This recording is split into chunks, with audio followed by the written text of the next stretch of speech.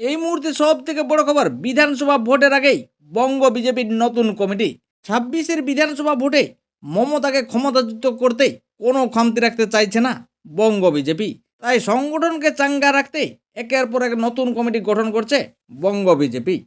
রাজ্যে বিধানসভা নির্বাচন ঘোষণা হতে এখন অন্তত মাসখানেক বাকি। তারই মাঝে এবার সংকল্পপত্র কমিটি ঘোষণা করে নির্বাচনী প্রস্তুতিতে আরও এক ধাপ এগিয়ে গেল বঙ্গ বিজেপি। গতকাল শনিবার 11 সদস্যের সংকল্পপত্র কমিটি ঘোষণা করল বঙ্গ বিজেপি। তবে এই কমিটির সবচেয়ে গুরুত্বপূর্ণ পদে বসানো হলো তৃণমূল ছেড়ে বিজেপিতে যাওয়া উত্তর কলকাতার বর্ষিয়ান নেতা তাপস রায়কে। তাপস রায়কে এই কমিটির চেয়ারম্যান করা হয়েছে।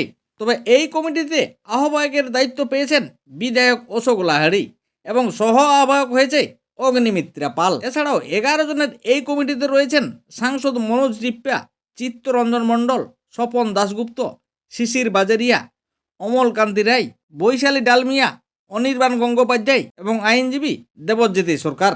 ভোটের আগে বঙ্গ বিজেপি একের পর এক কমিটি গঠন করে চমকে দিল রাজ্যের শাসক দল তৃণমূল কংগ্রেসকে।